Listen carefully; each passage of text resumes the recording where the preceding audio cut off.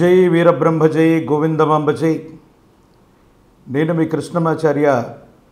శ్రీ బ్రహ్మవదం క్రోధినామ సంవత్సరం మిథున రాశి వారి యొక్క రాశిఫలం. శివాయ బ్రహ్మణే నమ. వీరబ్రహ్మేంద్ర స్వామినే నమో నమ. భద్రకాళీ సమేత వీరభద్రేశ్వర రక్ష రక్ష. మిథున రాశి వారికి ఆదాయం 5, వ్యయం 5, రాజ్యపూజ్యం 3, అవమానం 6. మిథున రాశి జాతకుల జీవన గమనంలో వ్యయ స్థానంలోకి దేవగురువు అయినటువంటి బృహస్పతి వస్తున్నటువంటి తరుణం ఒకటి. ఇతర గ్రహాలకు సంబంధించినటువంటి పరిస్థితిని చూస్తే మిశ్రమమైనటువంటి ఫలదాయకం ఉంటుందేమో, ఆర్థికపరమైనటువంటి అంశాల్లో ధనం ఖర్చు అయిపోవటం ఉంటుందేమో, ఇలాంటి ఆలోచనలు అధికంగా ఉంటూ ఉంటాయి. ఏది ఏమైనప్పటికీ కూడా దైనందిన జీవితానికి సంబంధించి శుభమూలక ధన వ్యయం అవుతుంది. ఒక శుభకార్యం అవ్వచ్చు, దైవ కార్యక్రమం అవ్వచ్చు, ఎంతో కాలంగా మీరు ఆలోచన చేస్తున్న ఒక ముఖ్యమైనటువంటి శుభకార్య సంబంధమైనటువంటి విషయానికి విశేషంగా ధనాన్ని ఖర్చు పెట్టేటువంటి అవకాశం ఉంది. జీవన గమనంలో భార్యాభర్తల మధ్య అనుకూలత బాగుంటుంది. అన్యోన్యంగా ఉండగలుగుతారు. స్థిర చరాస్తుల్ని కూడా వృద్ధి చేసుకోగలుగుతారు. ఇది భవిష్యత్తులో అత్యంత అనుకూలవంతమైనటువంటి పరిస్థితులు రావడానికి ఒక ముఖ్యమైనటువంటి భాగ్య సంవత్సరంగా మనం చెప్పచ్చు. చాలామందికి ఉన్నటువంటి సందేహం ఏంటంటే, వ్యయస్థానంలోకి దేవగురువు అయినటువంటి బృహస్పతి వస్తే, గురువు బలంగా లేకపోతే ఏ విధమైనటువంటి ఇబ్బందులు ఉంటాయో అన్న ఆలోచనలో ఉంటాం. కానీ మిథున రాశికి వ్యయస్థానంలోకి దేవగురువు బృహస్పతి వచ్చినప్పటికీ శుభమూలకమైనటువంటి ధన వ్యయాన్ని ఇస్తాడే తప్ప చాలా పనులు ఎంతో కాలంగా పూర్తి కానటువంటివి, జీవిత లక్ష్యం కోసం ఎదురు చూస్తున్న సఫలీకృతం కానటువంటివన్నీ కూడా అనుకూలవంతమయ్యే అవకాశం ఉంది.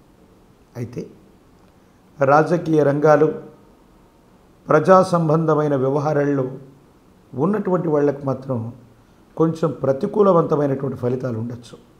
అంటే జనాకర్షణ అధికంగా ఉందని మనం అనుకుంటున్నా, ఏవో తెలియని అసూయ రాగద్వేషాల వల్ల మనకు వచ్చేటువంటి ఫలితం తిరగబడటము, అనుకూలవంతమైన ఫలితం రాకపోవటం, లేదా బోటాబోటే మార్కులతో ఉత్తీర్ణత అయినట్టుగా కొన్ని ఖచ్చితమైన నిర్దిష్టమైన ఫలితాలని పొందబోతూ ఉన్నట్టుగా మనం భావన చేయొచ్చు. కుటుంబపరమైన అంశాలు బాగున్నాయి. వ్యక్తిగతమైనటువంటి జీవితం, కుటుంబపరమైనటువంటి స్థితిగతులు ఇవన్నీ కూడా చక్కబెట్టుకుంటారు. మానసికమైనటువంటి ప్రశాంతతతో కూడిన జీవన విధానంతో ఉంటారు.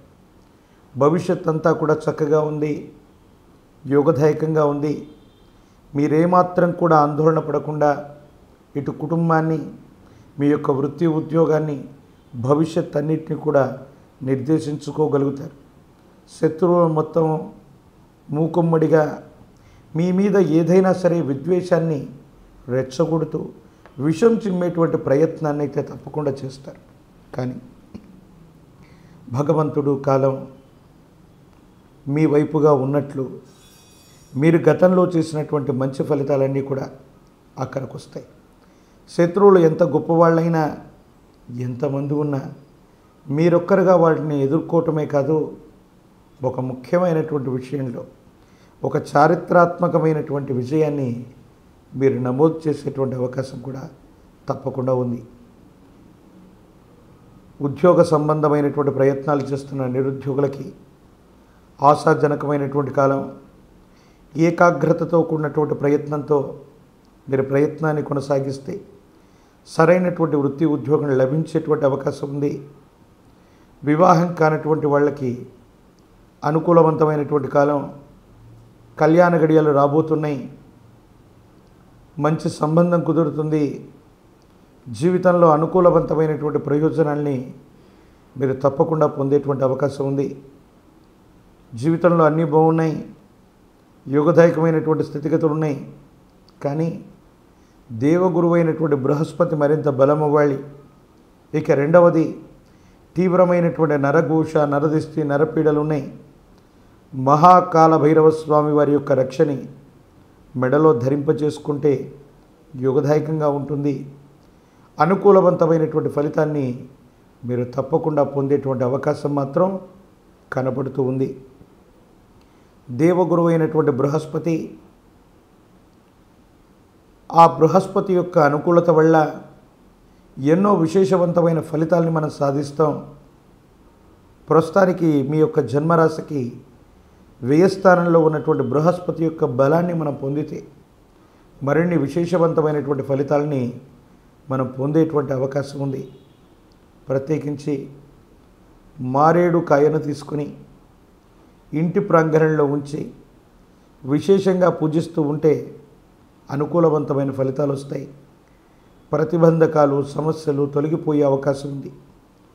జగద్గురు శ్రీమద్ విరాట్ పోతులూరి వీరబ్రహ్మేంద్ర స్వాముల వారి యొక్క కంది మల్లయ్యపల్లి పురసంస్థానం శ్రీ బ్రహ్మంగారి మఠంలోని గురుదేవుల యొక్క ఆలయ ప్రాంగణానికి, మందిరానికి వెళ్ళి శ్రీ బ్రహ్మంగారి మఠంగా విరాజిల్లేటువంటి కంది మల్లయ్యపల్లి పురసంస్థానంలోని స్వామివారి యొక్క సజీవ సమాధి మందిరంలోని గురుదేవుల దర్శనాన్ని చేసుకోండి. ఏదైనా పూర్ణతిథిగా పిలువబడేటువంటి పౌర్ణిమ రోజు గురుదేవుల యొక్క దర్శన మాత్రం చేతనే సమస్తమైనటువంటి పాపకర్మములు తొలగిపోతాయి. ప్రతికూలవంతమైనటువంటి దశలు కూడా అనుకూలవంతంగా మారేటువంటి అవకాశాలు ఉన్నాయి.